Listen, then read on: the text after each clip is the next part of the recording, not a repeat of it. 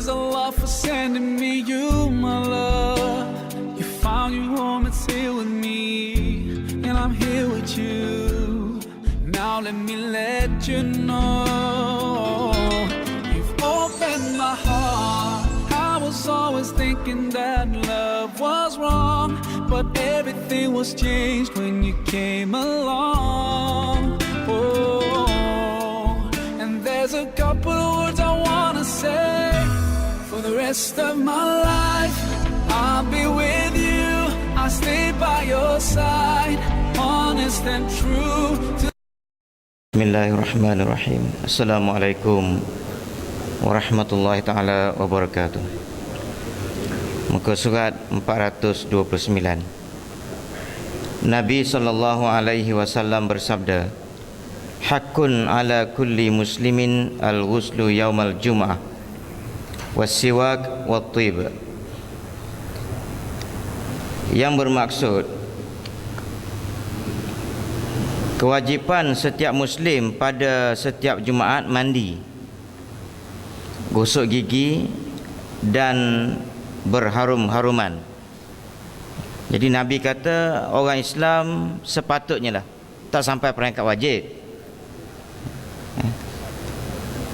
sepatutnya Nabi kata orang Islam ini setiap hari Jumaat dia mandi sunat hari Jumaat, ya. Yang keduanya siwak, dan yang ketiganya ialah berwangi-wangian, ya. Jadi ini pun kita dah sentuh panjang lebar lah sebelum ni.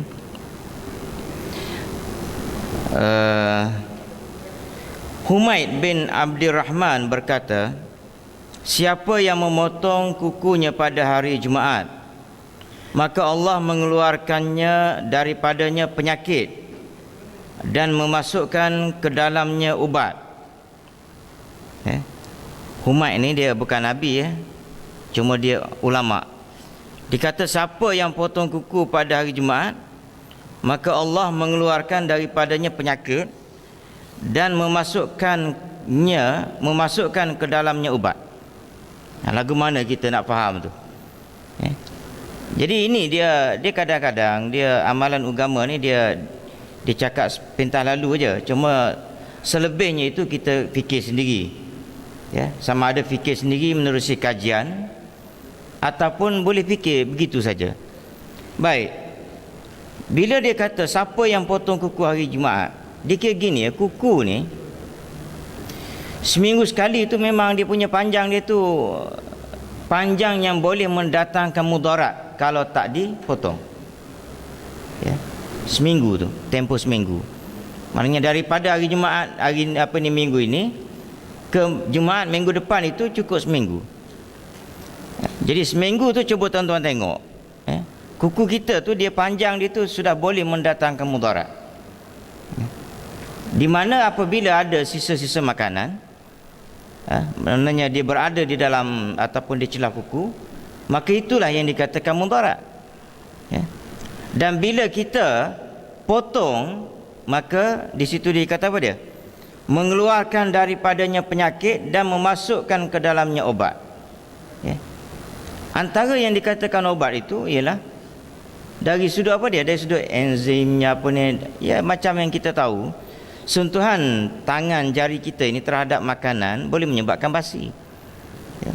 Dan kita pun tahu, kajian pun menunjukkan bahawa bila kita habis makan, kita jilat jari kita, ya, itu sebenarnya boleh mempercepatkan pencernaan makanan dalam perut.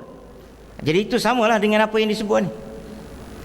Rasulullah sallallahu alaihi wasallam ketika masuk dalam syurga pada malam Isra Mi'raj, dihadapi oleh bidadari dan mereka berpesan. Masa Isra Mi'raj, ya, Nabi masuk dalam syurga, sama ada masuk betul ataupun gambaran seperti mana yang dibahaskan oleh ulama.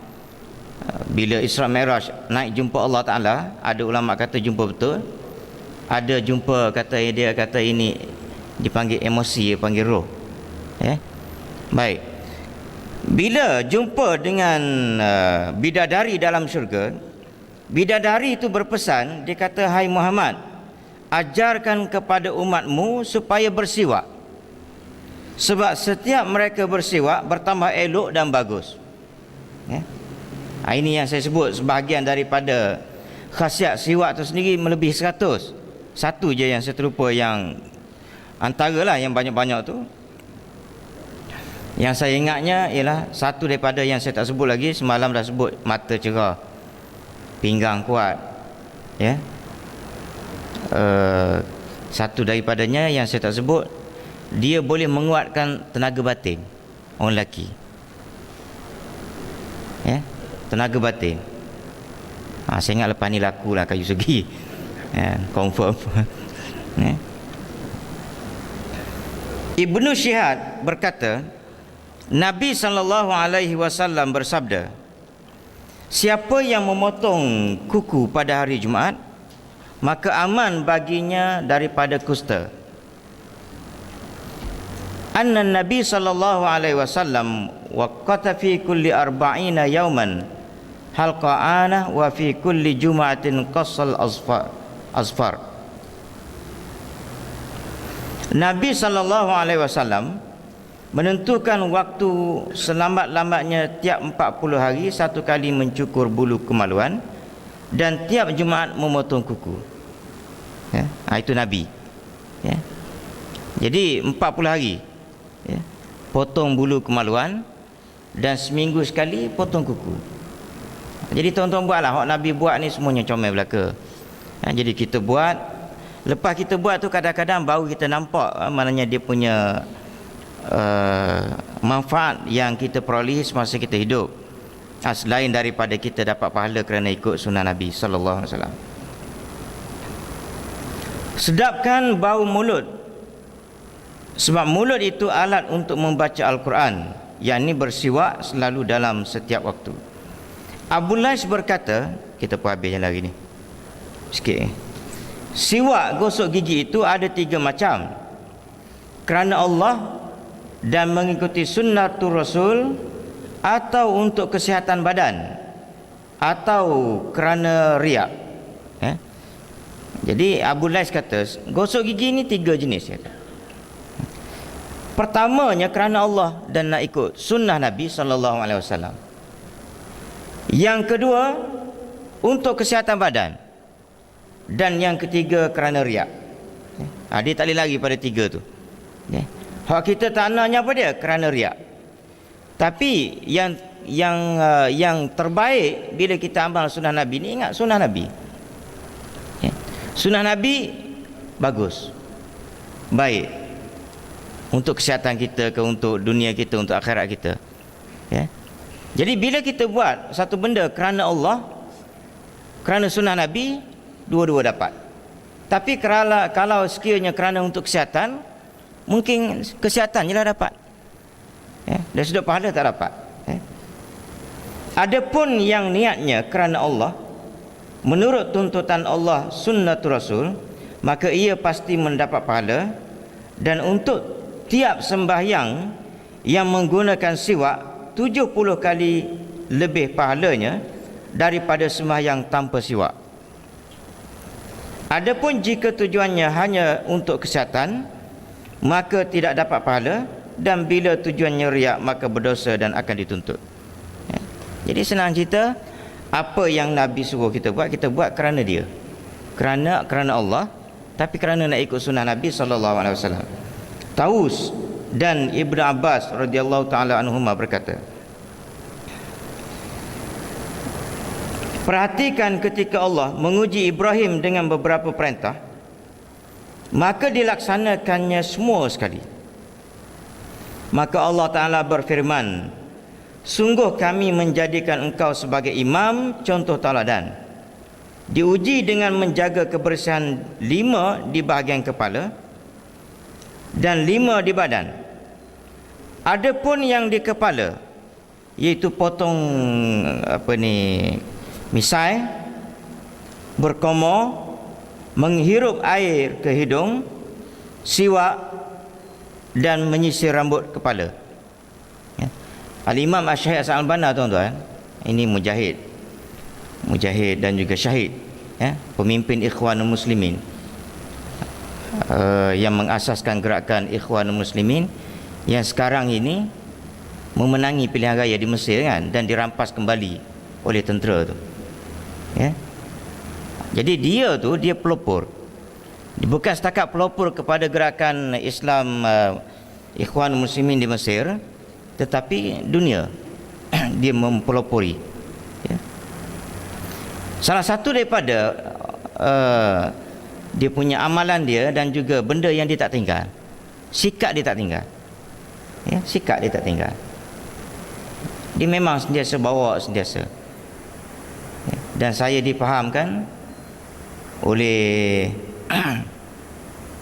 kawan-kawan yang rapat dengan arwah Datuk Fadina, arwah Datuk Fadina,